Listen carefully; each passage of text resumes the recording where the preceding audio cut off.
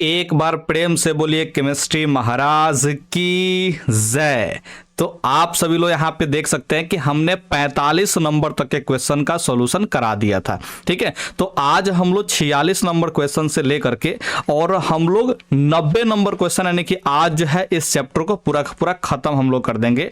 और ये जो है ये पार्ट 2 है सेकंड चैप्टर का। ठीक है, कौन चैप्टर का जी? सेकंड चैप्टर का जो है पार्ट 2 है, यानी कि हम लोग पढ़ रहे हैं अम्ल, क्षारक और लवण। ठीक है, ध्यान रखिए ये वाला जो है चैप्टर हम लोग पढ़ रहे हैं। तो चलिए बिना देर किए हम लोग शुरू करते हैं यहाँ पे 46 नंबर से। लेकिन उससे पहले बताते हैं कि अगर आप लोग नहीं जानते हैं कि 1 नंबर से लेकर के 45 नंबर तक के क्वेश्चन कहां मिलेंगे, तो इसके लिए आप लोग को जाना होगा प्लेलिस्ट में। और प्लेलिस्ट में जाएगा तो केमिस्ट्री के ऑब्जेक्टिव का एक प्लेलिस्ट मिलेगा। उस ऑब्जेक्टिव के प्लेलिस्ट में जाएगा तो आपको जो है सीरियल नंबर से जो है चैप्टर 1 से लेकर के सारे वीडियोस उस प्लेलिस्ट में मिल जाएंगे। ठीक है, तो आप लोग जाकर के वहां से पढ़ लीजिएगा।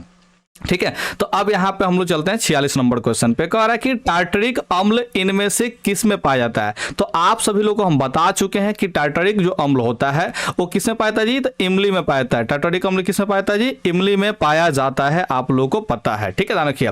और बाकी यहाँ पे देखिए बहुत सारा जो है, यहाँ पे देखिए संतरा है, सिरका है, इमली है, टमाटर। तो अगर आप लोगों ने नहीं देखा है ये सब चीज, ठीक है, तो जाकर के पार्ट 1 देख लीजिएगा। उसमें हम बहुत सारे जो है अम्लों के बारे में चर्चा किए हैं। ठीक है, तो फिलहाल यहाँ पे 46 नंबर जो है देख लीजिए, इमली यहाँ पे इसका आंसर हो जाए। इमली में कौन सा अम्ल पाया जाता है जी? टार्टरिक अम्ल पाया जाता है। ठीक है, अब यहाँ पे 47 नंबर जो क्वेश्चन है उसको देख लीजिए। लैक्टिक अम्ल का प्राकृतिक स्रोत है, यानी कि लैक्टिक अम्ल कहां से हमें प्राप्त होता है? प्रकृति में ध्यान रखिए, तो वो हमें प्राप्त हो जाता है दही में। कहां प्राप्त होता है? दही से प्राप्त हम लोग को हो जाता है ये लैक्टिक अम्ल। और ठीक वही बात इमली से क्या होगा जी? टार्टरिक अम्ल प्राप्त होगा। उसी तरह से टमाटर से ऑक्जेलिक अम्ल, सब जो बताया था ना, ध्यान रखिए। तो ये सब जो है आप लोग जरूर याद कर लीजिएगा, क्योंकि हमने बहुत अच्छे ढंग से ये सब चीज को बताया हुआ है। ठीक है, तो आप लोग याद रखिए। और सिरका में कौन सा अम्ल पाया जाता है जी? तो आप लोग जानते होंगे सिरका में जो है एसिटिक अम्ल पाया जाता है। सिरका में सिट्रिक अम्ल, कौन सा अम्ल जी? सिरका में सिट्रिक अम्ल जो है पाया जाता है। ध्यान रखिए, सिरका में सिट्रिक अम्ल नहीं, हम भी गड़बड़ा गए। यहाँ पे एसिटिक अम्ल पाया जाता है, हम सही बोले थे पहले ही।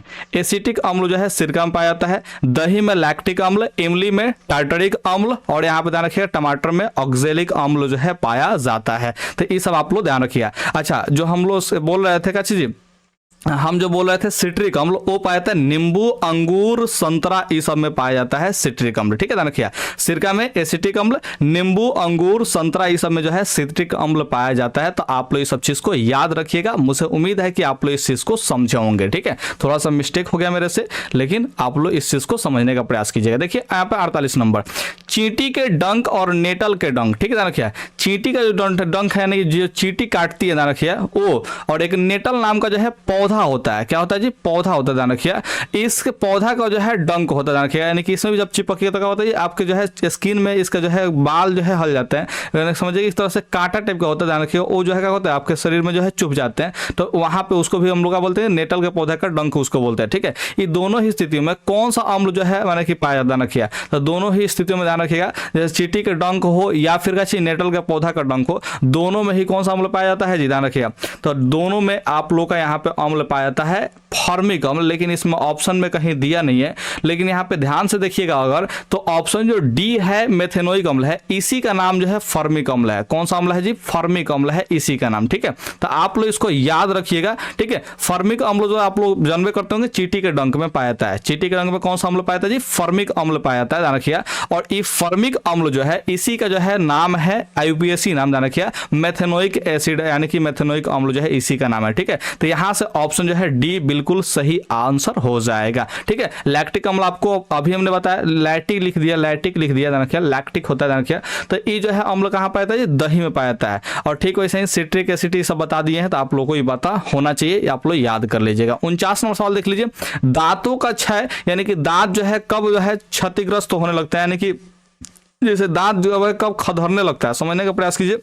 जिससे दांत जो है कमजोर पड़ने लगता है, ध्यान रखिए। तो इसको हम लोग क्या बोलेंगे जी? दांत का क्षय बोलेंगे, ध्यान रखिए। जैसे दांत का जो है ऊपरी परत घिसने लगे, हटने लगे, ध्यान रखिए, तो उसको हम लोग क्या बोलेंगे जी? दांतों का क्षय बोलेंगे। और ये कब प्रारंभ होता है, ध्यान रखिए? तो जब ये मुंह का जो है अम्लीयता बढ़ने लगता है तब। ठीक है, ध्यान रखिए। और अम्लीयता बढ़ेगा कब? जब उसका pH मान कम होगा। तो pH मान अधिक होने पर अम्लीयता नहीं बढ़ता, तो इसको हम लोग नहीं रखेंगे, ध्यान रखिए। यहाँ पे देखिए pH मान जो है 5.5 से कम होने पर, जी हाँ 5.5 अगर कम होगा तो ये हो सकता है। ठीक है, मुंह का पीएच मान 7 होने पर नहीं, 7 जब रहेगा पीएच मान तो उदासीन रहेगा, यानी कि उस समय जो है मुंह ना ही अम्लीय होगा ना ही क्षारीय होगा, और जब अम्लीय नहीं होगा तो दांत का क्षय नहीं हो सकता। ठीक है, तो यहाँ पे जो है सही ऑप्शन जो है ऑप्शन बी दिखाई दे रहा है, तो ऑप्शन बी को ही हम लोग टिक आउट कर लेंगे। उम्मीद करते हैं आप लोग इस बात को समझे होंगे। ठीक है, तो अब चलते हैं हम लोग सीधे से कितना नंबर पर जी, 50 नंबर क्वेश्चन पे। और यहाँ पे जो है पहला जो क्वेश्चन दिया 50 नंबर, यानी कि पहला क्वेश्चन यानी कि 50 नंबर जो क्वेश्चन दिया वो क्या दिया जी, हमारे पेट यानी कि उदर, हमारे पेट यानी कि उदर, यानी कि इस सिंपल सा बात समझिए ध्यान से कि ये जो है स्टमक यानी कि ऐसी कैसी का जी, अमाशय का ही बात कर रहा है, कौन से अम्ल उत्पन्न करता है, यानी कि वही अमाशय का बात कर रहा है। ठीक है, हम लोग जो शरीर में एक अमाशय होता है ना, ध्यान रखिए, उस अमाशय से कौन सा अम्ल निकलता है इसके बारे में बात कर रहा है। ठीक है, ध्यान रखिए, क्योंकि अमाशय को भी स्टमक बोलते हैं, उदर और पेट को भी स्टमक बोलते हैं, ध्यान रखिए। तो यहाँ पे सिंपल सा मतलब समझने का प्रयास कीजिए, ये अमाशय का ही अम्ल पूछ रहा है, ध्यान रखिए।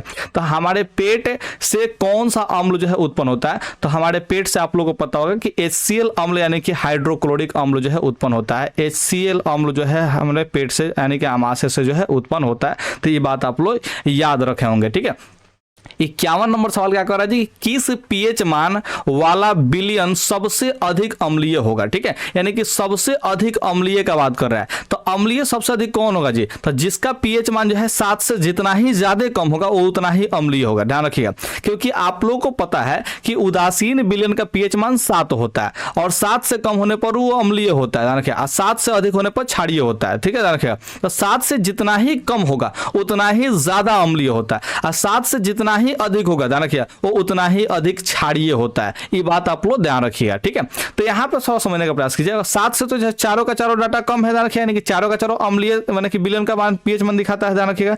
लेकिन इसमें सबसे कम जो है मान कौन है जी, तो सबसे कम मान जो है 1 है, तो ये सबसे ज्यादा अम्लीय होगा। सबसे कम जो मान होगा पीएच मान, ध्यान रखिएगा, वो सबसे ज्यादा अम्लीय, आप लोग उसको टिक आउट करिएगा। तो 51 का जो है ऑप्शन ए हो जाएगा। ठीक है तो चारों का चारों अम्लीय विलयन का ही पीएच मान, ध्यान रखिएगा, लेकिन इसमें सबसे ज्यादा अम्लीय कौन है, तो पीएच मान 1 वाला है, ध्यान रखिएगा।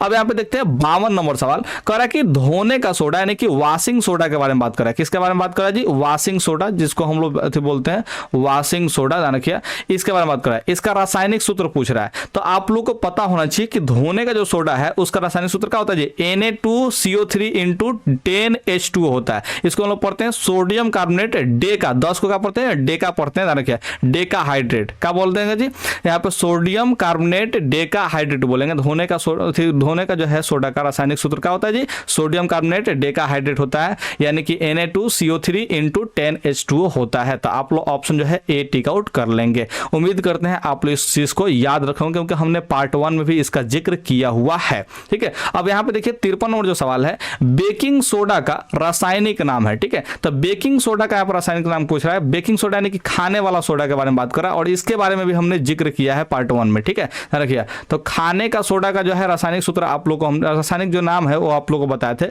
Calcium sodium hydrogen carbonate. जी हाँ, सोडियम हाइड्रोजन कार्बोनेट हो जाएगा, क्या हो जाएगा जी, सोडियम हाइड्रोजन कार्बोनेट हो जाएगा, कैल्शियम हाइड्रोजन कार्बोनेट नहीं होगा, ध्यान रखिए। इसका सूत्र क्या होता है जी, NaHCO3 होता है, ध्यान रखिए, NaHCO3 होता है। इसका एक और नाम हमने बताया था, सोडियम बाइकार्बोनेट भी पढ़ते हैं, इसको क्या पढ़ते हैं, सोडियम बाइकार्बोनेट पढ़ते हैं या फिर सोडियम हाइड्रोजन कार्बोनेट पढ़ते हैं। ये दो नाम इसका ध्यान रखिएगा, सोडियम हाइड्रोजन कार्बोनेट या फिर सोडियम बाइकार्बोनेट, ध्यान रखिए। तो इसका रासायनिक नाम क्या रखिएगा जी याद, सोडियम हाइड्रोजन कार्बोनेट, या फिर दूसरा का नाम क्या जी, सोडियम बाइकार्बोनेट। और इसको क्या बोलते हैं हम लोग, बेकिंग सोडा या फिर खाने का सोडा हम लोग बोलते हैं। तो ये सब चीज को आप लोग याद रखिएगा, ज्यादा अच्छा आप लोग को महसूस होगा। अब देखिए यहाँ पे 54 नंबर जो सवाल है उसको पूछ रहा है, पोटेशियम नाइट्रेट का रासायनिक सूत्र क्या है। तो इसमें बात कर रहा है पोटेशियम का, यहाँ पे है सोडियम, ठीक है, ध्यान रखिए। नाइट्रेट का बताया, यहाँ पे नाइट्रोजन तो है ही नहीं, ध्यान रखिए, तो ये वाला तो ऑप्शन नहीं हो सकता। यहाँ पे देखिए क्या है जी, NH4 यहाँ पे Cl यानी कि अमोनियम क्लोराइड है, ध्यान रखिए, जो कि पोटेशियम नाइट्रेट का बात करें। पोटेशियम का क्या होता है संकेत जी, के होता है, जिसमें के लगा होता है, ध्यान रखिए, उसको हम लोग देखने का प्रयास करें। इसमें तो के है ही नहीं और इसमें भी के नहीं है, ठीक है, ध्यान रखिए, तो ये भी ऑप्शन नहीं हो सकता। इसमें के है तो ये क्या होगा जी, पोटेशियम होगा, और NO3 इसको नाइट्रेट बोलते हैं, तो यहाँ पे पोटेशियम नाइट्रेट होगा, यानी कि ऑप्शन जो है सी यहाँ पे टिक आउट कर लेंगे, क्योंकि पोटेशियम का संकेत जो है के होता है। पोटेशियम का संकेत क्या होता है जी, के होता है। इस बारे में आप लोग ध्यान रखिए, इनमें जो है तीनों में कहीं पे के दिखाई दे ही नहीं रहा है, यानी कि ये तो पोटेशियम वाला माने कि यौगिक हो ही नहीं सकता, तो इसलिए तीनों ऑप्शन को ऐसे ही छांट दिए, ठीक है। यहाँ पे पोटेशियम वाला एक ही को यौगिक दिखाई दे रहा है, तो इसको हम लोग क्या करेंगे जी, ऑप्शन आराम से टिक आउट कर सकते हैं। तो यहाँ पे 54 का जो है ऑप्शन सी हो जाएगा, बिल्कुल सही आंसर हो जाएगा।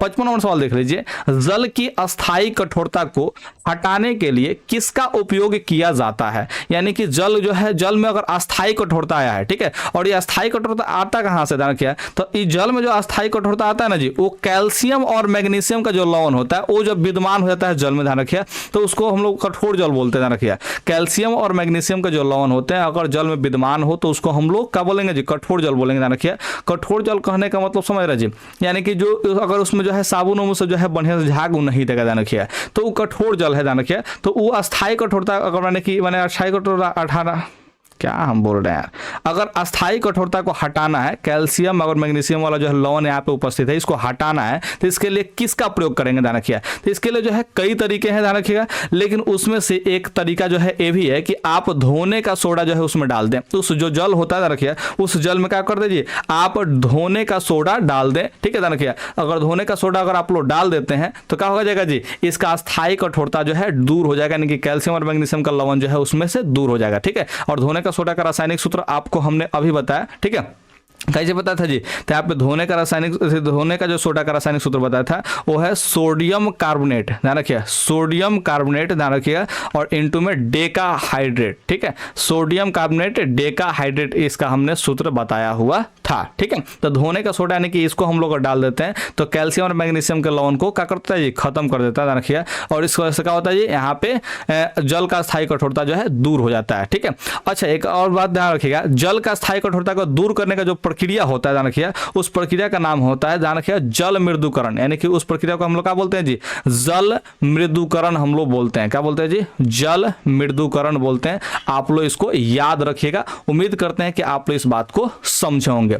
56 नंबर सवाल यहाँ पे देख लेते हैं। 56 नंबर सवाल यहाँ पे क्या कह रहा है जी, तो कह रहा है सोडा अम्ल अग्निशामक में किसका उपयोग किया जाता है? यानी कि सोडा अम्ल एक अग्निशामक है, ध्यान रखिए, अग्निशामक उसको बोलते हैं जो आग को बुझाता है। अग्निशामक किसको बोलते हैं जी, जो आग को बुझाता है। तो सोडा अम्ल अग्निशामक जो है इसमें किसका उपयोग करते हैं? तो सोडा अम्ल अग्निशामक में हम लोग उपयोग करते हैं सोडियम हाइड्रोजन कार्बोनेट, यानी कि कच्ची जी सोडियम बाइकार्बोनेट का उपयोग करते हैं। क्यों? क्योंकि सोडा अग्निशामक अम्ल जो है वो काम करता है, उसका अगर रासायनिक समीकरण हम लोग देना चाहें, ध्यान रखिए, रासायनिक समीकरण, तो रासायनिक समीकरण क्या होगा जी, तो देखिए इस सोडियम, इसमें सोडियम हाइड्रोजन कार्बोनेट यानी कि सोडियम बाइकार्बोनेट, और ध्यान रखिएगा सल्फ्यूरिक अम्ल H2SO4 जो है, ये दोनों जो है मिलकर क्या करता है जी, ये जो है अग्निशामक यानी कि क्या करता है, अग्निशामक का जो है काम करता है, यानी कि अग्निशामक यानी कि सोडा अम्ल अग्निशामक बनाने में हम लोग क्या करते हैं जी, इसका हम लोग प्रयोग करते हैं सोडियम हाइड्रोजन कार्बोनेट को, और साथ में सल्फ्यूरिक अम्ल यानी कि H2SO4 का हम लोग उपयोग करते हैं, ठीक है, ध्यान रखिए।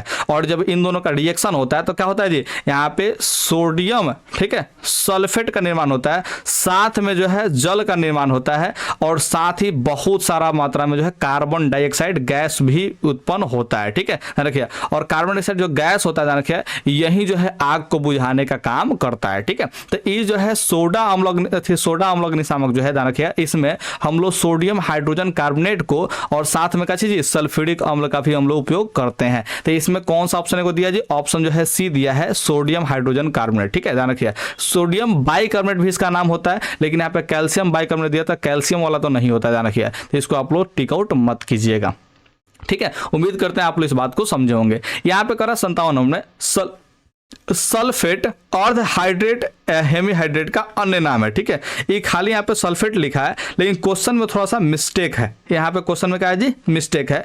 यहाँ पे कैल्शियम सल्फेट इसको लिखना चाहिए था। क्या लिखना चाहिए था? कैल्शियम सल्फेट लिखना चाहिए था, कैल्शियम सल्फेट, ठीक है, क्योंकि ऑप्शन के हिसाब से ये प्लास्टर ऑफ पेरिस जो है यहाँ पे सही आंसर है, ठीक है। और प्लास्टर ऑफ पेरिस का जो सूत्र क्या होता है जी, यहाँ पे होता है कैल्शियम सल्फेट I में हाफ या फिर अर्ध या फिर हेमी हाइड्रेट इसको बोल लीजिए, ठीक है, रखिए। तो यहाँ पे क्या करेंगे जी, कैल्शियम सल्फेट और यहाँ पे हेमी हाइड्रेट या फिर अर्ध हाइड्रेट यहाँ पे हम लोग बोलेंगे, ठीक है, रखिए। तो ये जो है प्लास्टर ऑफ पेरिस का जो है सूत्र होता है, ठीक है। लेकिन इसका जो है यहाँ पे कैल्शियम जो है सवाल में छोड़ दिया, तो आप लोग यहाँ पे लिख लेंगे कैल्शियम सल्फेट अर्ध हाइड्रेट बोलिए या फिर हेमी हाइड्रेट बोलिए, दोनों का दोनों बात सेम ही है। इसका मतलब होता है 1/2 H2O होता है, ठीक है, रखिए। तो यहाँ पे अर्ध हाइड्रेट बोले या फिर हेमी हाइड्रेट बोले, दोनों का दोनों क्या है जी, सेम है, ठीक है। तो इसका अन्य नाम पूछा है कि माने कि जो ये कंपाउंड है, रखिए, ये जो यौगिक है इसका अन्य नाम नाम क्या है, तो अन्य नाम है प्लास्टर ऑफ पेरिस। ये बात आप लोग ध्यान रखिए।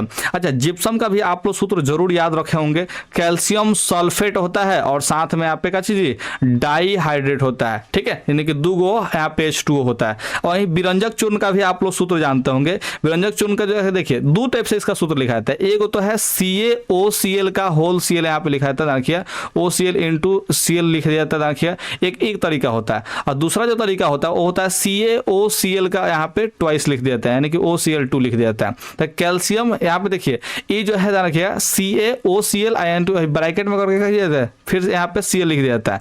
या दूसरा का तरीका क्या जी, कैल्शियम और यहाँ पे क्या चीज ऑक्सीजन, यहाँ पे जो है Cl2, ठीक है। तो यहाँ पे देखिए CaOCl2 यहाँ पे लिख दिया जाता है। तो ये दोनों तरीका से जो है विरंजक चूर्ण के सूत्र को लिखा जाता है, ठीक है। और इनका जो है रासायनिक नाम जो होता है वो होता है कैल्शियम, ठीक है, कैल्शियम हाइपोक्लोराइट होता है, हाइपोक्लोराइट होता है, क्या होता है जी, हाइपोक्लोराइट होता है, ध्यान रखिएगा, हाइपोक्लोराइट होता है, आप लोग इसको याद रखिएगा, ठीक है, ध्यान रखिएगा। स्पेलिंग ठीक से बोल देते हैं, HYPOCHLORIT, ठीक है, ध्यान रखिए। यहाँ पे साफ लिख देगा जी, हम लोग साफ यहाँ पे लिखते हैं हाइपोक्लोराइट होता है, ध्यान रखिए CHLORITE, ठीक है, हाइपोक्लोराइट होता है इसका स्पेलिंग, ठीक है। तो यहाँ पे कैल्शियम हाइपोक्लोराइट, इसका क्या करते हैं जी, रासायनिक नाम हम लोग याद रखेंगे, ठीक है। इसी को हिंदी में भी लिख देगा, ऐसे लिख देगा कैल्शियम, ठीक है, ध्यान रखिए कैल्शियम हाइपोक्लोराइट। इसका अब ऐसा मत सोचेगा कि हिंदी अलग होगा, ध्यान रखिए हिंदी भी सेम ही है, हाइपोक्लोराइट, ठीक है, हाइपोक्लोराइट इसका माने कि रासायनिक नाम होता है विरंजक चूर्ण का। तो ये बात आप लोग याद रखिएगा। तो यहाँ पे देखिए कैल्शियम सल्फेट अर्धहाइड्रेट या फिर हेमीहाइड्रेट का जो है आंसर हो जाएगा प्लास्टर ऑफ पेरिस, क्योंकि इसका जो है अन्य नाम है और इसका रासायनिक सूत्र आप लोग याद रखिएगा। उसी तरह से जिप्सम का, विरंजक चूर्ण का भी आप लोग दोनों तरीका से याद रखिएगा, दोनों का दोनों सूत्र बिल्कुल सही है, इसमें गलती काटने योग्य कोई बात नहीं है। देखिए यहाँ पे 58 नंबर सवाल, जिप्सम का रासायनिक सूत्र है, ठीक है। तो जिप्सम का रासायनिक सूत्र इसमें क्या होता है, तो जिप्सम का रासायनिक सूत्र आपको हमने अभी बताया CaSO4 इंटू क्या चीज 2H2 होता है, देखिए। तो यहाँ पे देखिए 2H2 वाला यहाँ पे जो है ऑप्शन जो है बी में है, तो ऑप्शन बी हम लोग क्या करेंगे जी, टिक आउट कर लेंगे। और ये फिर वापस का चीज प्लास्टर ऑफ पेरिस, ठीक है, देखिए POP यानी कि प्लास्टर ऑफ पेरिस जो है ए वाला सूत्र है। और NaCl आप लोग जानबे करते हैं साधारण नमक है, कौन सा नमक है जी, साधारण नमक यानी कि नॉर्मल साल्ट है, ध्यान रखिए साधारण नमक, ठीक है, ये साधारण नमक का सूत्र है NaCl। तो आप लोग इस तरह से ऑप्शन को याद रखेंगे तो ज्यादा आप लोग को बेनिफिट होगा। यहाँ पे देखिए 59 नंबर जो सवाल है उसमें कह रहा कि फॉर्मिक अम्ल का IUPAC नाम है, ठीक है। तो फॉर्मिक अम्ल का जो है ध्यान रखिए सूत्र क्या होता है, तो HCOOH होता है, ठीक है, देखिए फॉर्मिक अम्ल का सूत्र क्या होता है, HCOOH होता है, ठीक है। इसमें एगो कार्बन होता है और एगो कार्बन को हम लोग बोलते हैं मेथ। तो इस तरह से क्या हो जाएगा जी, मेथेनोइक अम्ल हो जाएगा, क्या हो जाएगा जी, मेथेनोइक अम्ल हो जाएगा। तो आप लोग ध्यान रखिएगा मेथेनोइक अम्ल, एथेनोइक अम्ल में जो है दो कार्बन होगा, कार्बन को होगा जी दो होगा, प्रोपेनोइक अम्ल में है तीनों कार्बन होगा, क्योंकि आप लोग याद किए होंगे मेथ, एथ, प्रोप, ब्यूट, पेंट, ये सब जो है आप लोग याद रखेंगे, कार्बन के नंबरिंग को जो है ये सब नाम है, रखिए। तो यहाँ पे देखिए फॉर्मिक अम्ल का जो सूत्र होता है आप लोग याद रखेंगे HCOOH होता है, इसमें जो है कार्बन एक एक होता है और एक कार्बन को हम लोग बोलते हैं मेथ, ठीक है। तो इस तरह से इस चारों ऑप्शन में देखिएगा तो आप लोग क्या बनाएंगे जी, मेथेनोइक अम्ल बना लीजिएगा, ध्यान रखिए, क्योंकि COOH को ओइक अम्ल ही बोलते हैं, ध्यान रखिए। तो यहाँ पे देखिए ये क्या बन जाएगा जी, मेथेनोइक अम्ल बन जाएगा। और यहीं जो है IUPAC नाम है, IUPAC यहाँ पे नाम है, ध्यान रखिए। इसको कितना लोग IUPAC नाम भी कहते हैं, ठीक है। तो आपको जो उच्चारण करना है, जो प्रोनाउंसिएशन करना है वो आप लोग कर सकते हैं, ठीक है। 60 नंबर सवाल देख लीजिए, यहाँ पे कह रहा है कि अम्ल का pH मान होता है। तो देखिए अम्ल का pH मान जो होता है 7 से कम होता है, 7 से ज्यादा होगा तो उसको हम लोग भस्म या फिर क्षार बोलेंगे, ध्यान रखिए, ठीक है। और यहाँ पे 7 के बराबर होता क्या कहेंगे जी, उसको उदासीन बोलेंगे, क्या बोलेंगे जी, उदासीन बोलेंगे, ठीक है, ध्यान रखिए। 14 हो गया तो समझिए कि अधिक, माने कि अधिकतम क्या होगा, इसको बोलेंगे जी प्रबल क्षार उसको बोल देंगे, चाहे प्रबल भस्म उसको बोल देंगे, क्योंकि बहुत ज्यादा यानी कि क्षारीय हो गया, ठीक है, ध्यान रखिए। अब देखिए यहाँ पे 61 नंबर सवाल को, निम्नलिखित में से कौन गैस चूने के पानी को दूधिया कर देता है, ठीक है, ध्यान रखिए। अच्छा थोड़ा सा चूने के पानी के बारे में आप लोग समझेंगे क्या। चूने का जो पानी होता है, ध्यान रखिए, चूने का पानी का जो सूत्र होता है वो होता है CaOH का होल 2 होता है, ध्यान रखिए। यानी कि यहाँ पे देखिए कैल्शियम हाइड्रोक्साइड होता है, क्या होता है जी, कैल्शियम हाइड्रोक्साइड होता है चूने का पानी, ठीक है। वास्तव में ध्यान रखिएगा, देखिए जब आप लोग जो है चूना मार्केट से खरीद के लाते हैं, कैल्शियम यानी कली चूना जो आप लोग खरीद के लाते हैं ना, कैल्शियम ऑक्साइड, ठीक है, तो उसको जब आप लोग पानी में डालते हैं, क्या डालते हैं जी, पानी में डालते हैं। जैसे गिलास है, इसमें क्या करते हैं जी, पानी में आप लोग मैंने कि पानी इसमें रख देते हैं, आप पानी में इस जो है कली चूना को आप लोग डाल देते हैं, CaO यानी कि कैल्शियम ऑक्साइड को मैंने कि डाल देते हैं। जैसे घर और रंगने के लिए आप लोग यही वाला जो है बोड़ा में खरीद के लाते हैं, ध्यान रखिए, जो कि एक चीज है शुष्क चूना है, यानी कि ये जो है बिना बुझा हुआ चूना है, ध्यान रखिए। कैल्शियम ऑक्साइड को आप लोग को बताए थे कि बिना बुझा हुआ ये चूना होता है, ठीक है। कैल्शियम ऑक्साइड क्या होता है जी, तो बिना बुझा हुआ चूना होता है, आप लोग इसको ध्यान रखिएगा। इसको जैसे ही पानी में डालते हैं तो पानी में डालने पर क्या होता है, कैल्शियम हाइड्रोक्साइड जो है बना लेता है। क्या बना लेता है जी, कैल्शियम हाइड्रोक्साइड आप लोग को बन जाता है, यहाँ पे ध्यान रखिए। और जैसे ही पानी में डालते हैं तो ये जब बनता है तो इसको बोलते हैं बुझा हुआ चूना। कौन सा बोलेंगे जी, बुझा हुआ चूना बोलेंगे, ध्यान रखिए।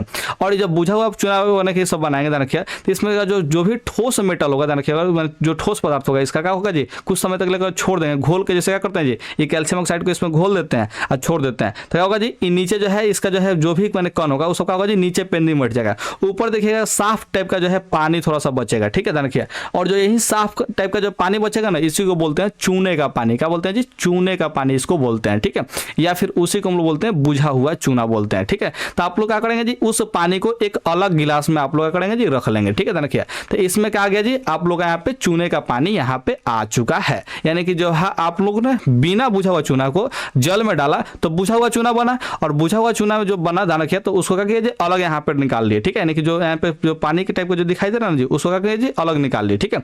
एक मैंने कहा चाहिए होगा जी, थोड़ा सा पानी से ज्यादा मैंने कि डार्क टाइप का होगा, ध्यान रखिएगा, यानी कि उजला टाइप का, तो हल्का हल्का होगा, लेकिन पारदर्शी होगा, ध्यान रखिए। तो इसको आप लोग देख पाएंगे, ठीक है। अब आप क्या कर सकते हैं जी, इसमें जो है मुंह से आप लोग क्या करेंगे जी, इसको फूंकिए, ठीक है, इसको क्या कीजिए, पाइप ले लीजिए, पाइप के माध्यम से जो है इसमें क्या कीजिए, मुंह से अपने हवा को भरिए, ठीक है, ध्यान रखिए। जब लगातार आप जो है कुछ समय तक लगा करते हैं इसमें हवा भरते हैं, तो देखिएगा पानी का जो रंग है वो दूधिया टाइप का हो जाता है। कौन सा रंग हो जाता है, दूधिया टाइप का होता है। तो इसका मतलब क्या हुआ कि कैल्शियम हाइड्रोक्साइड का रंग जो है यानी कि इसमें दूधिया कलर का हुआ, तो किसके कारण हुआ जी, आपने जो मुंह से हवा फेंका उसी की वजह से हुआ। और आप बताइए कि मुंह से जो हवा फेंकते हैं, ध्यान रखिए, वो कौन सा गैस होता है, तो आप लोग सर वो तो कार्बन डाइऑक्साइड होता है, क्योंकि हम लोग मुंह से जो हवा फेंकते हैं तो कौन सा गैस होता है जी, कार्बन डाइऑक्साइड होता है। तो इस कार्बन डाइऑक्साइड गैस के कारण क्या हुआ जी, इसका रंग जो है दूधिया हो गया, ठीक है, ध्यान रखिए। तो वहीं यहाँ पे पूछ रहा है कि चूने के पानी को दूधिया कर देता है, कौन कर सकता है जी, ध्यान रखिए। तो यहाँ पे ये जो है कार्बन डाइऑक्साइड हो जाएगा, यानी कि यहाँ पे CO2 हो जाएगा, ठीक है। तो इसके कारण क्या होता है जी, चूने का पानी जो है दूधिया रंग का हो जाता है। आप लोग इसको याद रखिएगा, बहुत ही आसान है, लेकिन इस कंसेप्ट को आप लोग जरूर याद रखिएगा। हई जो है बिना बुझा हुआ चूना है और हई बुझा हुआ चूना है। जब इसको हम लोग जल में डालते हैं तब ये वाला बनता है, यानी कि जल से अभिक्रिया जब करता है तब जो है क्या होता है, बुझा हुआ चूना बनता है। यानी कि समझिए कैसे कि पानी डाल के बुझा दिए ना, समझे, पानी डाल के जी बुझा दिए। अच्छा, ये कैसे प्राप्त होता है, तो ये भी आप लोग ध्यान रखिएगा, ये कैल्शियम कार्बोनेट से प्राप्त होता है। कैल्शियम कार्बोनेट को जो है जब गर्म करते हैं, यानी कि चूना पत्थर को जब गर्म करते हैं, ध्यान रखिए, कैल्शियम कार्बोनेट यानी कि चूना पत्थर को जब गर्म करते हैं, ध्यान रखिए, तो ये क्या बनता है जी, यहाँ पे कैल्शियम ऑक्साइड बनता है, यानी कि बिना बुझा हुआ चूना बनता है। और जब इसको जो है जल से अभिक्रिया करते हैं तो क्या बनता है जी, बुझा हुआ चूना यहाँ पे बन जाता है। तो तीनों एक दूसरे से इंटरलिंक्ड है, ध्यान रखिएगा। तो इसको आप लोग जरूर याद रखिएगा, ये तीनों कॉन्सेप्ट को। मुझे उम्मीद है कि आप लोग इस बात को समझे होंगे, ठीक है। 62 नंबर सवाल है, इसको समझ लीजिए।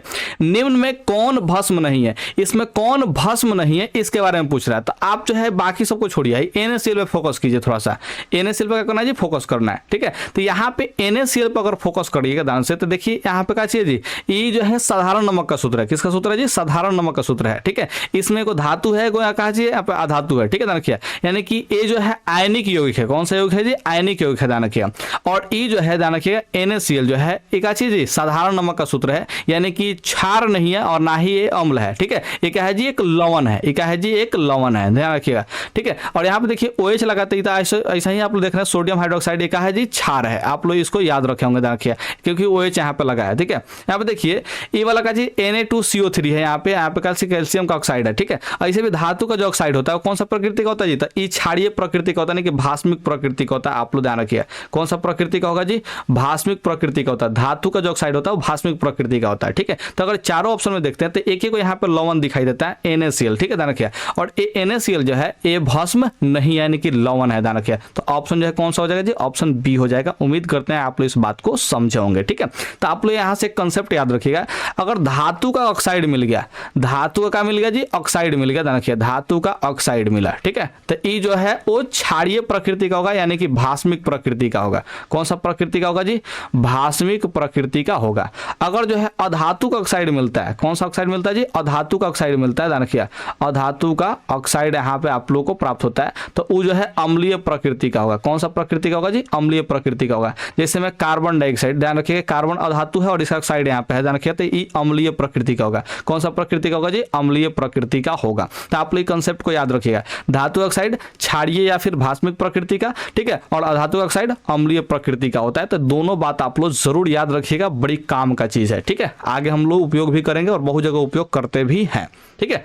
अब यहाँ पर समझते हैं 63 नंबर सवाल। कह रहा है कि सिरका में निम्न में कौन सा अम्ल पाया जाता है, ठीक है, यानी कि सिरका में कौन सा अम्ल पाया जाता है। तो आप सभी लोग को हम बता चुके हैं कि सिरका में कौन सा अम्ल पाया जाता है जी, तो सिरका में पाया जाता है एसिटिक अम्ल। कौन सा अम्ल पाया जाता है जी, एसिटिक अम्ल जो है पाया जाता है सिरका में, ठीक है, ध्यान रखिए। भाई गंधकमल जो है, ध्यान रखिए गंधकमल यानी कि ये जो है सल्फर का एक अम्ल है, ध्यान रखिए, और सल्फर का अम्ल का जो सूत्र होता है वो होता है H2SO4 होता है, यानी कि सल्फ्यूरिक अम्ल होता है, ध्यान रखिए। गंधकमल जो होता है, रखिए क्या कहते हैं इसको, सल्फ्यूरिक अम्ल को ही कहते हैं गंधकमल, ठीक है, ध्यान रखिए। इसका सूत्र क्या होता है, H2SO4 होता है, तो आप लोग इसको याद रखिएगा। फॉर्मिक अम्ल का सूत्र आप लोग याद रखे होंगे HCOOH, क्योंकि हमने बहुत बार इसका चर्चा कर दिया है। हाइड्रोक्लोरिक अम्ल HCl आप लोग जरूर याद रखे होंगे, ठीक है। तो सिरका में कौन सा अम्ल पाया था जी, तो तीनों में से कौन नहीं पाया है, एसिटिक अम्ल पाया था। कौन सा अम्ल पाया था जी, एसिटिक अम्ल जो है पाया जाता है। अच्छा, इसका सूत्र भी आप लोग याद रखिएगा, ये जो है एथेनोइक अम्ल होता है, एथेनोइक अम्ल को ही एसिटिक अम्ल हम लोग बोलते हैं, ध्यान रखिए। और इसका सूत्र क्या होता है जी, CH3COOH होता है, ध्यान रखिए। तो ये वाला जो है एसिटिक अम्ल का सूत्र है, तो आप लोग इसको भी जरूर याद रखिएगा। और इस सबका चर्चा हमने कर चुके हैं, क्या चीज, पार्ट 1 में इसका चर्चा हमने किया था, ठीक है। तो आप लोगों ने अगर वीडियो नहीं देखा तो कृपया करके प्लेलिस्ट में जाकर के जरूर देखिएगा, आपको जो है बहुत ज्यादा बेनिफिट होने वाला है।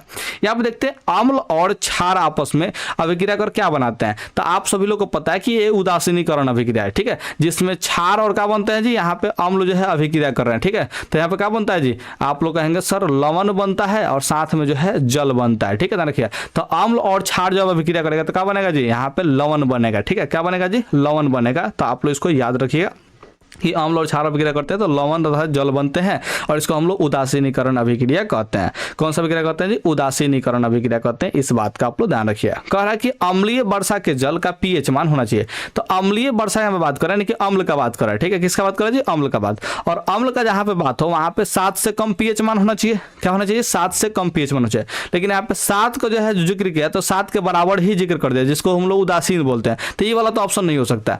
अब 7 से कम होना चाहिए, ठीक है, लेकिन अब यहाँ पे देखिए 5.6 दिया है, यहाँ पे 5.6 से कम दिया है, यहाँ पे 5.6 से अधिक दिया है। तो अगर अधिक करेंगे तो कितना अधिक तक ले कर सकते हैं, इसके बारे में कुछ नहीं कहते। इस ऑप्शन को भी काटिए, क्योंकि अगर सही सही 7 तक ले पहुंचेगा तो उदासीन हो जाएगा, 7 से ऊपर जाएंगे तो क्षारीय होने लगा, ठीक है। तो अम्लीय वर्षा का नहीं हो सकता है कि दाना के pH मान, ठीक है। तो अब यहाँ पे कंफ्यूजन होगा 5.6 और यहाँ पे 5.6 से कम। तो जरूरी नहीं कि अम्लीय वर्षा का जो है pH मान 5.6 ही रहे, हो सकता है कि इससे कम भी हो जाए, दाना किया तो क्या होगा जी, इसका ऑप्शन हम लोग टिक आउट कर सकते हैं कि 5.6 से कम, ठीक है। तो अब जो है देखिए सामान्यतः जो है अम्लीय जो वर्षा होता है उसका pH मान सामान्य रूप से 5.6 से कम ही होता है। तो आप लोग डायरेक्ट इसको याद भी कर जाइए कि अम्लीय वर्षा का जो यानी कि जो जल होता है उसका pH मान क्या होता है जी, 5.6 से कम ही सामान्यतः होता है, ठीक है। देखिए तो यहाँ पे 65 का जो है ऑप्शन बी आप लोग याद कर लीजिएगा, बहुत ही काम का यहाँ पे क्वेश्चन है, ठीक है।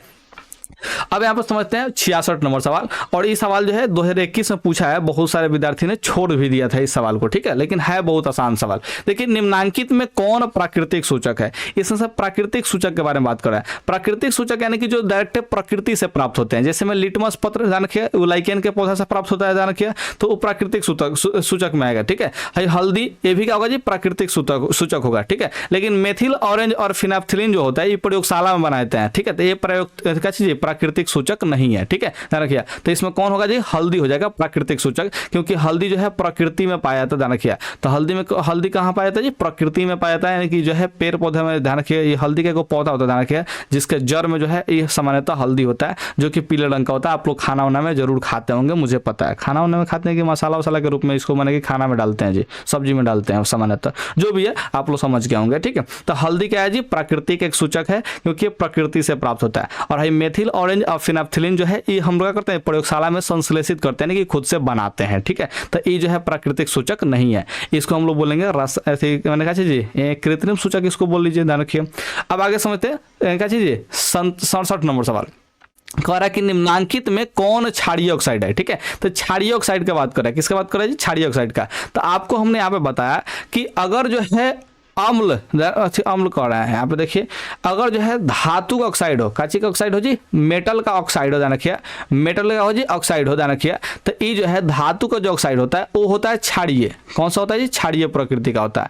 वही जो है नॉन मेटल यानी कि जो है अधातु का जो ऑक्साइड होता है, ध्यान रखिए, अधातु का ऑक्साइड वो क्या होता है जी, ये अम्लीय होता है। और इसमें क्या पूछा है, ध्यान रखिए, इससे पूछा है क्षारीय, और सब जो है ऑक्साइड के फॉर्म में दिया था। हम लोग इस कंसेप्ट का यूज कर सकते हैं आसानी से। सल्फर क्या है, तो आप लोग कहेंगे सर अधातु है, तो सल्फर अगर अधातु है तो अधातु का जो है ऑक्साइड मिला है तो क्या चीज, अम्लीय होगा, यानी कि अधातु का ऑक्साइड यहाँ पे जो है क्या होगा जी, अम्लीय हो जाएगा। ठीक है, यहाँ पे देखिए नाइट्रोजन है, नाइट्रोजन का ऑक्साइड दिया है, तो देखिए यहाँ पे नाइट्रोजन कौन सा होता है, धातु क्या धातु होता है, तो आप लोग सर अधातु होता है, यानी कि ये भी कौन सा होगा जी, अम्लीय होगा। ठीक है, यहाँ पे देखिए फास्फोरस है, क्या है जी, फास्फोरस है, ध्यान रखिए, पी ध्यान रखिए, तो ये फास्फोरस क्या है जी, ये अम्लीय अम्लीय कर रहा है। यहाँ पे ये जो फास्फोरस है, ध्यान रखिए, ये अधातु है, क्या चाहिए जी, अधातु है। अगर अधातु है तो क्या होगा जी, इसका ऑक्साइड भी ये क्या होगा जी, अधातु है तो अम्लीय हो जाएगा। यहाँ पे देखिए सोडियम ऑक्साइड है, सोडियम का होता है धातु होता है, तो ये क्या होगा जी, इसका जो है ऑक्साइड ये क्या होगा जी, क्षारीय होगा। तो यहाँ पे 67 का क्या हो जाएगा जी, ऑप्शन जो है डी बिल्कुल सही आंसर हो जाएगा। ठीक है, तो यहाँ पे 67 का क्या हो जाएगा जी, ऑप्शन डी बिल्कुल सही आंसर है, इसको आप लोग टिक आउट कर लीजिएगा। यहाँ पे देखिए कह रहा है 68 नंबर, बेकिंग पाउडर यानी कि खाने वाला सोडा। ठीक है, ध्यान रखिए, खाने का जो सोडा है, ध्यान रखिए, खाने का जो पाउडर, खाने का सोडा का जो पाउडर, खाने का सोडा का ये पाउडर मैंने बात कर रहा है। ठीक है, यानी जो आप लोग खाना वाना में डालते हैं ना, वो वाला पाउडर का बात करें एक्चुअल में। ठीक है, तो वो पाउडर जो है किसका किसका मिश्रण होता है, तो वो सामान्यतः जो होता है कैसे जी, NaHCO3 यानी कि सोडियम हाइड्रोजन कार्बोनेट यानी कि सोडियम बाइकार्बोनेट और टाइटरिक अम्ल का जो है मिश्रण होता है, ध्यान रखिए। तो ये सामान्यतः इसका मिश्रण होता है, हाई वाला तो होता ही नहीं है। खाने का सोडा का जो सूत्र होता है NaHCO3 होता है, ध्यान रखिए, यानी कि सोडियम हाइड्रोजन कार्बोनेट होता है, ध्यान रखिए।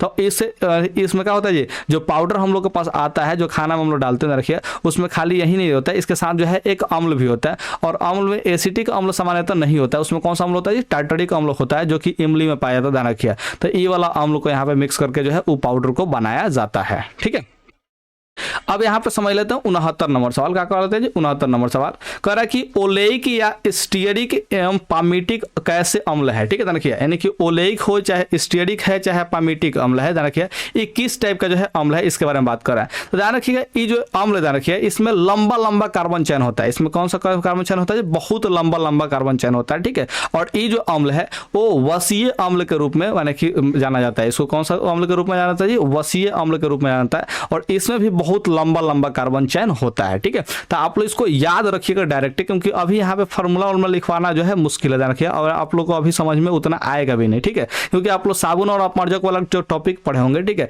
उसमें बहुत सारा जो है ऐसा टाइप का नाम मैंने कि लिखवाया गया था, जो कि आप लोग याद नहीं किए, क्योंकि उसका फॉर्मूला इतना ना लंबा लंबा है कि फिर का ही याद कीजिएगा। ठीक है, तो आप लोग फिलहाल यहाँ पे याद कर दीजिए कि ओलेइक, स्टीयरिक एवं पामीटिक जो है, ध्यान रखिएगा, ये जो है अम्ल, ध्यान रखिएगा, एक किस टाइप का अम्ल है जी, तो वसीय अम्ल है, ध्यान रखिए, कौन सा अम्ल है जी, वसीय अम्ल है। ठीक है, वसीय अम्ल आप लोग इसको याद रखिएगा। ठीक है, तो ये वसीय अम्ल का जो है एक है जी, उसके श्रेणी में ये सब आता है, ध्यान रखिए, ये सब अम्ल। तो आप लोग इसको याद रखिएगा, बिल्कुल ही आप लोग को याद ही रखना पड़ेगा, क्योंकि बहुत लंबा लंबा कार्बन चैन होता है। इसका आप लोग कार्बन चैन भी याद रखना मुश्किल आप लोग को हो सकता है। ठीक है, कोई ज़्यादा तेज स्टूडेंट हो तो किताब से खोज के याद कर ही लेगा, मुझे पता है, इंटरनेट पर भी सर्च कर सकता है, लेकिन इसका जरूरत नहीं पड़ेगा, बस आपको इतना ही जरूरत पड़ेगा, और इसको आप लोग पकड़िए जी, याद कर लीजिए। देखिए यहाँ पे कौन सा पदार्थ नीले लिटमस पत्र को लाल कर देता है, तो लाल कर रहा है, कौन सी कर रहा है जी, लाल कर रहा है। तो आप लोगों को सूत्र क्या बताया था जी, अम्ला, क्या बताया था जी, अम्ला, यानी कि अम्ल जो है लाल करेगा। लाल कौन करेगा जी, अम्ल करेगा। ठीक है, क्या, तो ये अम्ला सूत्र से आप लोग क्या करेगा जी, यहाँ पे अम्ल टिक आउट कीजिएगा, क्योंकि यहाँ पे लाल कर रहा है, कौन सी कर रहा है जी, लाल कर रहा है। अगर नीला करता तो क्या करते, ट्रिक लगाते थे छानी,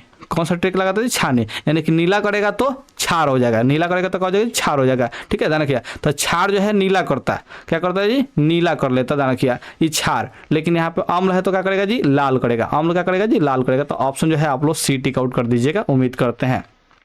देखिए यहाँ पे खाने वाला सोडा यानी कि बेकिंग सोडा के बारे में बात करा है, किसका बात करा जी, बेकिंग सोडा के बारे में बात करा है। और बेकिंग सोडा का सूत्र आपको हमने बताया, सोडियम हाइड्रोजन कार्बोनेट, ध्यान रखिए, तो सोडियम हाइड्रोजन कार्बोनेट कहिए या फिर सोडियम बाइकार्बोनेट कहिए, आपका यहाँ पे ऑप्शन जो है बी हो जाएगा। तो 71 नंबर का जो है आप लोग ऑप्शन जो है बी टिक आउट कर लीजिएगा। 72 नंबर देखिए, साधारण नमक का रासायनिक सूत्र पूछा है। साधारण नमक का रासायनिक सूत्र क्या होता है जी, NaCl होता है, आप लोगों को पता है सोडियम क्लोराइड होता है, इसको क्या बोलते हैं जी, सोडियम क्लोराइड, इसको सोडियम क्लोराइड हम लोग बोलते हैं। तो आप लोग इसको याद कर लीजिएगा, 72 का जो है ऑप्शन सी हो जाएगा। यहाँ पे देखिए 73 नंबर जो सवाल है, कह रहा है कि निम्नांकित में से कौन सा आयन लाल लिटमस पत्र को नीला कर सकता है। ठीक है, यानी कि नीला कर रहा है, कौन सा कर रहा है जी, नीला कर रहा है। तो नीला कर रहा है तो आपको ट्रिक याद होना चाहिए, छानी। कौन सा जी, छानी, अम्ला छानी, अम्ला छानी आप लोग को याद होना चाहिए। तो नीला करने की क्षार होना चाहिए, और क्षार में क्या चीज निकलता है, तो आप लोग जानते हैं कि OH माइनस निकलता है। और हेनियस ने बताया था कि अगर भस्म को जो है जल में मैंने कि डालते हैं, रखिए भस्म को जल में डालते हैं तो क्या होगा जी, OH माइनस यहाँ पे मुक्त होगा, यानी कि हाइड्रोक्साइड जो है आयन निकलेगा, ध्यान रखिए। तो यहाँ पे OH माइनस जो है मुक्त होगा, तभी क्या होगा जी, नीला मैंने कि क्षारीय प्रकृति का होगा। क्षारीय प्रकृति का तो अभी जाके लिटमस पत्र को नीला करेगा, ये बात आप लोग को पता होना चाहिए। तो 73 नंबर का हो जाएगा जी ऑप्शन जो है बी बिल्कुल सही आंसर यहाँ पे हो जाएगा। अब यहाँ पे समझते हैं 74 नंबर सवाल। कौन सवाल जी, 74 नंबर सवाल समझ लीजिए। धोबिया सोडा का रासायनिक सूत्र क्या है। ठीक है, तो धोबिया सोडा का रासायनिक सूत्र क्या है, इसके बारे में यहाँ पे बात कर रहा है। ठीक है, तो धोबिया सोडा का रासायनिक सूत्र आप लोग को जानते होंगे, क्या चीज, sodium carbonate into Deka hydrate. यहाँ पे ध्यान रखिए, सोडियम कार्बोनेट डेका हाइड्रेट, आप लोग इस सूत्र को याद रखे होंगे। Na2CO3 इंटू 10H2, आप लोग इसको याद रखे होंगे। इस सूत्र को बहुत बार इसका चर्चा कर दिए। धोबिया सोडा यानी कि वॉशिंग सोडा, यानी कि धोने का सोडा का बात कर रहा है। ठीक है, तो 74 का जो है ऑप्शन सी हो जाएगा। इसका नाम याद रख लीजिए, धोबिया सोडा, धोने का सोडा, वॉशिंग सोडा, तीनों में से कोई भी नाम आपको दे सकता है परीक्षा में और पूछ सकता है। ठीक है, तो Na2CO3 डेका हाइड्रेट आप लोग यहाँ पे टिक आउट कर लीजिएगा, यानी कि 10H2 आप लोग टिक आउट कर लीजिएगा। 75 नंबर देख लीजिए, निम्नांकित में से प्राकृतिक सूचक कौन है। ठीक है, तो प्राकृतिक सूचक वापस से आप हल्दी टिक आउट करेंगे, क्योंकि फिनाफ्थिलीन और मेथिल ऑरेंज का होता है जो प्रयोगशाला में संश्लेषित किए जाते हैं। तो ऑप्शन जो है बी बिल्कुल सही आंसर हो जाएगा। देखिए यहाँ पे निम्नांकित में से कौन प्रबल क्षारक है, तो प्रबल क्षारक जो है NaOH यानी कि सोडियम हाइड्रोक्साइड है। क्या चाहिए, सोडियम हाइड्रोक्साइड है। देखिए ये 4 ऑप्शन में से चुना है, तो देखिए प्रबल यही है। ठीक है, ये चारों में से प्रबल कौन है जी, यहाँ पे NaOH है, ध्यान रखिएगा। ठीक है, तो ये जो है मैंने कि प्रबल इसलिए इसको बोला क्योंकि OH माइनस जो है यहाँ पे मुक्त होगा, ध्यान रखिए, वो भी पर्याप्त मात्रा में जो है मुक्त होगा। ठीक है, इन सब के मुकाबले OH माइनस जो है इसमें ज्यादा मात्रा में मुक्त होगा। ठीक है, इसको हम लोग क्या बोलते हैं, सोडियम हाइड्रोक्साइड बोलते हैं। तो आप लोग इसको लिख लीजिएगा, सोडियम हाइड्रोक्साइड, हाइड्रोक्साइड। ठीक है, ध्यान रखिए। तो इसको आप लोग लिख लीजिएगा, NaOH को हम लोग सोडियम हाइड्रोक्साइड बोलते हैं, और ये प्रबल क्षारक है क्योंकि बाकी के मुकाबले OH माइनस जो है इस जल में डालने पर क्या होगा जी, ज्यादा मात्रा में मुक्त करेगा। दूध से दही बनने में निम्नांकित में से कौन सी प्रक्रिया होती है, तो आप सभी लोगों को पता है कि दूध से दही बनाने में हम लोग किण्वन प्रक्रिया को अपनाते हैं। किस प्रक्रिया को अपनाते हैं जी, किण्वन प्रक्रिया को अपनाते हैं, और किण्वन प्रक्रिया के माध्यम से क्या होता है जी, दूध से दही हम लोग का प्राप्त यहाँ पे हो जाता है। ठीक है, देखिए 78 नंबर सवाल कह रहा है कि दांत का कठोरतम भाग है, तो दांत का जो कठोरतम भाग है वो है इनामेल। ठीक है, ध्यान रखिए, इनामेल का जी दांत का कठोरतम भाग है, ध्यान रखिए, और इसके साथ ही शरीर का जो है कठोरतम भाग भी इसको कहा जाता है। ठीक है, तो इनामेल जो है दांत का कठोरतम भाग है, शरीर का भी कठोरतम भाग इसको कहिएगा। ठीक है, अच्छा, शरीर का सबसे मजबूत जो हड्डी होता है वो होता है जबड़े की हड्डी। कौन सा हड्डी होता है, ये जबड़े की हड्डी, वो मजबूत हड्डी है। ठीक है, ध्यान रखिए, आप लोग इसको याद रखिए। अच्छा, शरीर का सबसे लंबा हड्डी भी आप लोग याद रखिएगा, उसका नाम है फीमर, और ये जांघ में पाया जाता है। कहाँ पाया जाता है, जांघ में पाया जाता है, कि जांघ की हड्डी को हम लोग फीमर बोलते हैं, और वो फीमर जो होता है सबसे लंबा हड्डी होता है। ठीक है, कान का जो हड्डी होता है उसको स्टेपिस बोलते हैं, वो शरीर का सबसे छोटा हड्डी है। ठीक है, तो आप लोग हड्डी के बारे में ये 3 फैक्ट जरूर याद रखिएगा। ठीक है, जबड़े का हड्डी सबसे मजबूत, ठीक है, सबसे लंबा हड्डी जांघ की हड्डी जिसका नाम है फीमर। ठीक है, और सबसे छोटी हड्डी वो कान की हड्डी है, और उसका नाम है कैसी जी, स्टेपिस नाम है। तो आप लोग 3 हड्डी के बारे में आप लोग कॉन्सेप्ट याद रखिएगा। अब ऐसा दांत का जो मैंने कहा चीज कठोरतम भाग है वो इनामेल है, और इनामेल जो होता है दांत के का चीज सबसे ऊपरी परत में पाया जाता है। ठीक है, इनामेल कहाँ होता है, ये दांत के सबसे ऊपरी परत पर होता है। ठीक है, इनामेल जो है शरीर का सबसे कठोरतम भाग है। अगर ई क्षतिग्रस्त हुआ तो समझिए कि आपका दांत जो है खत्म के बराबर है। देखिए यहाँ पे 79 नंबर यानी कि 79 नंबर ध्यान रखिए, स्टार्च की उपस्थिति की जांच के लिए किस विलयन का उपयोग होता है। तो स्टार्च की उपस्थिति को जांचने के लिए हम लोग आयोडीन के विलयन का उपयोग करते हैं, और यही आयोडीन जो है बताता है कि वहाँ पे जो पत्ती में स्टार्च है, पत्ती यानी कि जो है क्या चीज बोलते हैं जी, पेड़ का जो है पत्ता ध्यान रखिए, उस पत्ते में आयोडीन का जो विलयन होता है उसको मैंने क्या करते हैं जी, डाल करके चेक करते हैं कि उस पत्ती में स्टार्च है कि नहीं है। ठीक है, तो 79 का जो है ऑप्शन ए हो जाएगा, और इसको आप लोग मैंने कहा क्रियाकलाप के थ्रू पढ़े होंगे। 80 नंबर सवाल देख लीजिए, कैल्शियम, देखिए यहाँ पे CaOCl2 दिया है, यानी कि ये जो है विरंजक चूर्ण का सूत्र दिया है। किसका सूत्र दिया जी, अच्छा इसका प्रचलित साधारण नाम ही पूछ दिया, तो ऑप्शन तो सी हो जाएगा। हम क्वेश्चन पढ़ते ही आंसर बता दिए कि ना जी।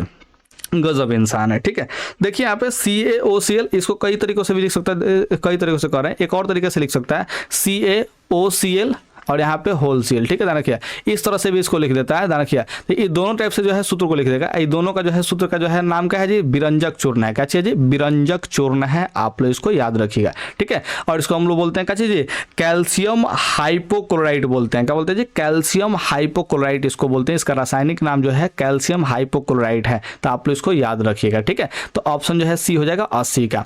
अब यहाँ पे देखते हैं 81 नंबर का रहा कि यसद पुष्प यानी कि फिलोसफर उल। ठीक है, रखिए, यानी कि दार्शनिक का जो है ऊन, कैसे जी, दार्शनिक का जो ऊन है, तो देखिए वो क्या है। ठीक है, तो दार्शनिक का जो ऊन है वो जिंक ऑक्साइड है। कौन सी है जी, जिंक ऑक्साइड है। इसका नाम ही है यसद पुष्प यानी कि फिलोसफर उल, ध्यान रखिए, इसका नाम है। या फिर इसको दार्शनिक का भी पुष्प कह सकता है। ठीक है, दार्शनिक का फूल या दार्शनिक का पुष्प भी कह सकता है। तो आप लोग ध्यान रखिएगा 81 का जो है ऑप्शन ए याद रखिएगा, जिंक ऑक्साइड। क्या नाम रखिएगा जी, जिंक ऑक्साइड, आप लोग इसको याद रखिएगा।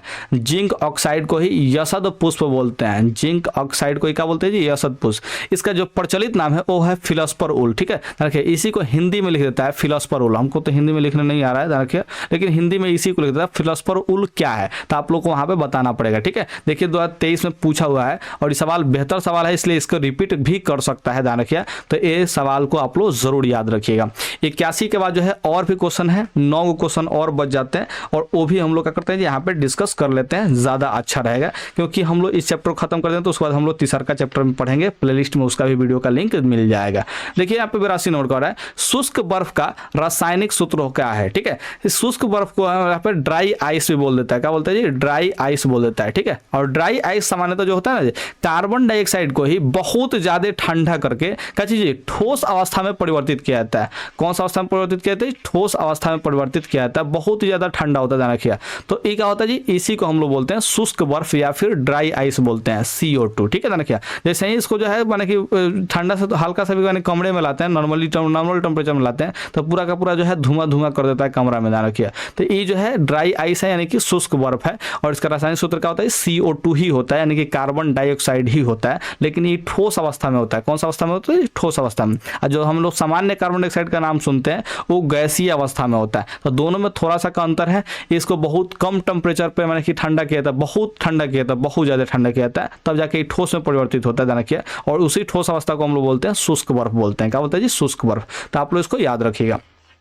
83 नंबर सवाल क्या कर रहा है जी कि अम्ल के जलीय विलयन में निम्नलिखित में से कौन उत्पन्न होता है। ठीक है, यानी कि अगर अम्ल को हम लोग जल में डालते हैं, इसका जलीय विलयन बनाते हैं, तो इसमें से क्या मुक्त होता है। ठीक है, रखिए। तो जैसे ही अम्ल को जल में डालेंगे तो अर्हेनियस ने बताया था कि H+ आयन जो है मुक्त होगा, और ये जो H+ आयन है उसी जल के साथ अभिक्रिया करेगा, ध्यान रखिए। जो H+ आयन है वो वहां पे जो जल मौजूद है ना, ध्यान रखिए, उसके साथ क्या करेगा जी, अभिक्रिया करेगा, और अभिक्रिया करके क्या बनाएगा जी, हाइड्रोनियम आयन बना लेता है, यानी कि H3O+ बना लेता है। इसको हम लोग बोलते हैं हाइड्रोनियम आयन। क्या बोलते हैं जी, हाइड्रोनियम आयन बोलते हैं, रखिए, हाइड्रोनियम आयन इसको बोलते हैं। ठीक है, तो क्या मुक्त होगा जी, अम्ल को जैसे ही जल में डालेंगे तो क्या मुक्त होगा, यहाँ पे H+ आयन मुक्त होगा, लेकिन H+ आयन जो है वो साथ जो है जल से अभिक्रिया करेगा और हाइड्रोनियम आयन जो है बना लेगा, क्योंकि H+ आयन उतना अस्थायी नहीं है जितना अस्थायी कौन है जी, यहाँ पे हाइड्रोनियम आयन है। ठीक है, हालांकि दोनों का दोनों अस्थायी है, लेकिन इसके मुकाबले है ज्यादा अस्थायी है। हाइड्रोनियम आयन क्या है, ज्यादा अस्थायी है, इसीलिए इसी रूप में जो है पानी में यानी कि जल में जो है पाया जाता है, ध्यान रखिएगा।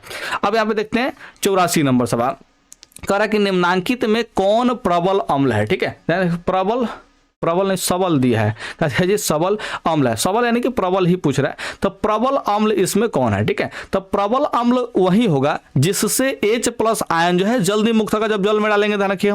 लेकिन इसमें देखिए 4 गो यहाँ पे ऑप्शन दिया है, देखिए यहाँ पे हाइड्रोजन है, यहाँ पे भी हाइड्रोजन है, यहाँ पे भी हाइड्रोजन है, यहाँ पे भी हाइड्रोजन है। ठीक है, ध्यान रखिए। तो इस सामान्यतः यहाँ पे आप लोग कह सकते हैं कि अम्ल ही दिया है। क्या दिया जी, अम्ल ही दिया है, क्योंकि इसमें देखिए यहाँ पे साथ में अधातु भी यहाँ पे लगा हुआ है, और देखिए यहाँ पे सब जो अधातु है, यहाँ पे फ्लोरीन है, क्लोरीन है, यहाँ पे ब्रोमीन है, आयोडीन है। ठीक है, और ये जो है वर्ग 17 के तत्व है। आप लोग को और सामने अगर पता होगा तो वर्ग 17 में जो है इसको पढ़ाया जाता है फैशन कल बड़ियात में, ये हम ट्रिक बताते हैं हम अपने से। ठीक है, फैशन कल बड़ियात में, ध्यान रखिए, बताते हैं। ठीक है, तो इसमें से 4 को जो है यहाँ पे लिया है, ध्यान रखिए, 4 का रखिए जी, यहाँ पे ले लिया। ठीक है, यहाँ पे देखिए हाइड्रोजन का जो है फ्लोरीन के साथ अभिक्रिया करा है, फिर क्लोरीन के साथ, फिर ब्रोमीन के साथ, फिर क्या चीज आयोडीन के साथ यहाँ पे अभिक्रिया कराया हुआ है। ठीक है, तब देखिए यहाँ पे फ्लोरीन के पास जो है 2 कक्षा है। कौ कक्षा है जी, 2 कक्षा है। क्लोरीन फ्लोरीन के पास जो है 3 गो कक्षा है, को कक्षा है जी 3 गो कक्षा है जहाँ पे इलेक्ट्रॉन जो है घूमते हैं। उस तरह से ब्रोमीन के पास 4 गो, अब कक्षा जी आयोडीन के पास जो है 5 गो कक्षा है, ठीक है। देखिए तो यहाँ पे देखिए H+ आयन को मुक्त करना है, ठीक है।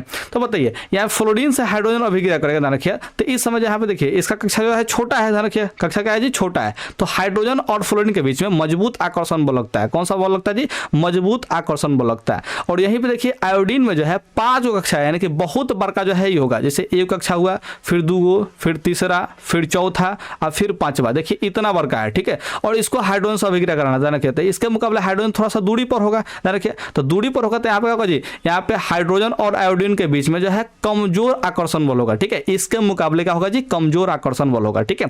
तो अगर हाइड्रोजन गैस H+ आयन मुक्त करना होगा तो कौन जल्दी मुक्त करेगा? यहाँ पे HF की यहाँ पे ऐथिका चीज HI, ध्यान रखिए कौन सी जल्दी मुक्त करेगा? तो आप लोग सर इसका जो है मजबूत आकर्षण बल नहीं है, ठीक है। यानी कि इन दोनों जो है कमजोर बल से बंधे हुए हैं, ठीक है। तो इसलिए ये जो है H+ आयन को जल्दी मुक्त कर देगा। है तो मजबूत से बना है, तो इसको मुक्त करने में क्या लगेगा जी, मैंने कि थोड़ा सा मशक्कत करने के बाद मशक्कत थोड़ा सा करना पड़ेगा, यानी कि थोड़ा सा मुश्किल होगा। लेकिन ये क्या होगा जी, आसानी से H+ आयन को मुक्त कर सकता है। जो आसानी से H+ आयन मुक्त कर दे उसी को तो सबल अम्ल या फिर प्रबल अम्ल बोलते हैं। क्योंकि हम लोग टोटली क्या करते हैं, अम्लीयता जो डिसाइड करते हैं वो H+ आयन की संख्या पे ही तो डिसाइड करते हैं। तो यहाँ पे आसानी से कौन मुक्त कर रहा है जी, यहाँ पे HI मुक्त कर रहा है आसानी से। इसीलिए क्या करेंगे जी, यहाँ पे प्रबल अम्ल या फिर सबल अम्ल के कैटेगरी में रखेंगे, यानी कि यहाँ पे HI जो है इसका आंसर हो जाएगा, क्योंकि यहाँ पे कमजोर आकर्षण बल से बंधा हुआ है। बाकी सब जो है इसके मुकाबले का है जी थोड़ी सा मजबूत है, क्योंकि इसमें जो है कक्षाओं की संख्या कम है और सबसे कम कौन है जी, इसमें है, ठीक है। तो ये जो है क्या चीज, ये जो है मैंने कहा चीज दुर्बल अम्ल है। कौन सा अम्ल है जी, दुर्बल अम्ल है। क्योंकि ये जो है यहाँ पे देखा जाए, ठीक है, इन सब में देखा जाए तो है जो है हाइड्रोजन को जल्दी त्याग नहीं सकता है, ठीक है। क्योंकि इस जो है इसको मैंने कि बहुत कम कक्षा है इसमें फ्लोरीन के पास, तो यहाँ पे मजबूत आकर्षण बल लगेगा, क्योंकि इसके पास होगा, ध्यान रखिए। ये क्या होगा जी, पास होगा, ध्यान रखिए। तो इस वजह से यहाँ पे मजबूत आकर्षण बल लगेगा, और मजबूत आकर्षण बल लगेगा तो यहाँ पे H+ आयन मुक्त उतना आसानी से नहीं होगा। और जब उतना आसानी से नहीं होगा तो ये चारों में अगर कंपेयर करें तो हाई दुर्बल अम्ल के श्रेणी में चला जाएगा और हाई प्रबल अम्ल के श्रेणी में चला जाएगा। हाई दोनों जो है बीच बीच का होगा। तो आप लोग इसको याद रखिएगा, ये कंसेप्ट बड़ी काम का चीज़ है। आप लोग परीक्षा में इसको जरूर बनाइएगा। 2023 में ये पूछा हुआ है द्वितीय पाली में, तो आप लोग इसको याद जरूर रखिएगा। देख लेते हैं 85 नंबर क्वेश्चन। कह रहा कि निम्नलिखित में से कौन सा पदार्थ का जलीय विलयन नीले लिटमस पत्र को लाल कर देता है? तो लाल कर रहा है तो अम्ला ट्रिक लगाएंगे, और अम्ला मतलब कि अम्ल ही लाल करेगा। क्या लगेगा जी, अम्ल लाल कर देगा। तो 85 का जो है ऑप्शन आप लोग ए याद रखिएगा। बहुत ही शानदार क्वेश्चन है, शानदार इसका आंसर भी है, ठीक है। अब यहाँ पे देखते हैं 86 नंबर। कह रहा है कि जिप्सम का रासायनिक सूत्र क्या है? तो जिप्सम का रासायनिक सूत्र आप लोग जानते होंगे। यहाँ पे क्या चीज CaSO4 × 2H2 होता है, देखिए। यानी कि देखिए यहाँ पे कैल्शियम सल्फेट डाइहाइड्रेट होता है, देखिए। तो यहाँ पे ऑप्शन जो है डी हम लोग टिक आउट कर देंगे। और हाई जो है आप लोग को पता होगा क्या चीज, POP यानी कि प्लास्टर ऑफ पेरिस का जो है सूत्र होता है, देखिए। प्लास्टर ऑफ पेरिस का सूत्र क्या होता है जी, कैल्शियम सल्फेट और हेमी हाइड्रेट या फिर अर्ध हाइड्रेट, इसको आप लोग बोल सकते हैं, ठीक है। तो यहाँ पे देखिए 86 का जो है ऑप्शन आप लोग डी टिक आउट कीजिएगा, क्योंकि यहाँ पे जिप्सम पूछा था, ध्यान रखिए। तो जिप्सम में यहाँ पे 2 होता है और यहाँ पे प्लास्टर ऑफ पेरिस में आधा होता है, 1/2 होता है, ठीक है। तो इन दोनों में अंतर थोड़ा सा आप लोग याद रखिएगा। कह रहा है 87 नंबर, किस pH मान वाला विलयन सबसे अधिक क्षारकीय होगा? तो सबसे अधिक क्षारकीय किसका होगा जी? तो जिसका pH मान जो है सबसे ज्यादा होगा, क्योंकि 7 से ज्यादा होगा तभी क्षार होगा। और माने कि सबसे ज्यादा क्षारक का बात कर रहा है, तो 7 से जितना ही ज्यादा होगा उतना ही होगा जी क्षारक होगा, ध्यान रखिएगा। क्षारकीय माने कि उतना ही ज्यादा होगा, यानी कि भास्मिक प्रकृति का उतना ही ज्यादा होगा, ठीक है। तो इसमें pH मान सबसे ज्यादा कहाँ है जी? तो सबसे ज्यादा यहाँ पे 11 है, बाकी 10 है तो कम है, 5 है तो 11 से क्या है जी, कम है, तो अम्ल में चला जाएगा सीधे सीधे, क्योंकि 7 से कम होगा तो अम्लीय हो जाएगा, ठीक है। देखिए 7 से ज्यादा है लेकिन 11 से तो कम है ना जी। तो ये सबसे ज्यादा जो है यहाँ पे pH मान नहीं है। सबसे ज्यादा pH मान क्या है जी, 11 है, इसलिए यह है सबसे अधिक क्षारकीय होगा, ठीक है। तो यहाँ पे 87 का जो है ऑप्शन आप लोग सी टिक आउट कीजिएगा। pH मान कितना जी, 11। अब यहाँ पे हम लोग चलते हैं 88 नंबर सवाल पे, ठीक है।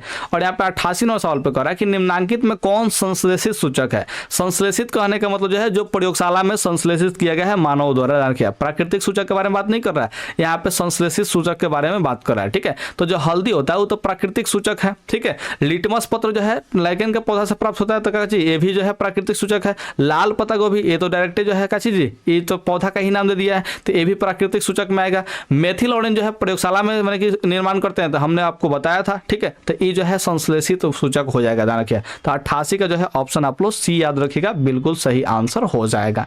89 नंबर देखिए, निम्नांकित में कौन ग्लोबल लवण का सूत्र है, ठीक है। ग्लोबल लवण जो है, ध्यान रखिए, ये जो है एक लवण का ही नाम है, ठीक है, जिसका हम लोग रासायनिक सूत्र जानते हैं सोडियम सल्फेट डेकाहाइड्रेट, ठीक है। देखिए सोडियम सल्फेट डेकाहाइड्रेट Na2SO4, यहाँ पे 10H2O, इसको हम लोग ग्लोबल लवण बोलते हैं। किसके नाम से जानते हैं जी? ग्लोबल लवण के नाम से जानते हैं। तो 89 का जो है ऑप्शन आप लोग का ए हो जाएगा, 89 का हो जाएगा जी, ऑप्शन ए हो जाएगा, ध्यान रखिए।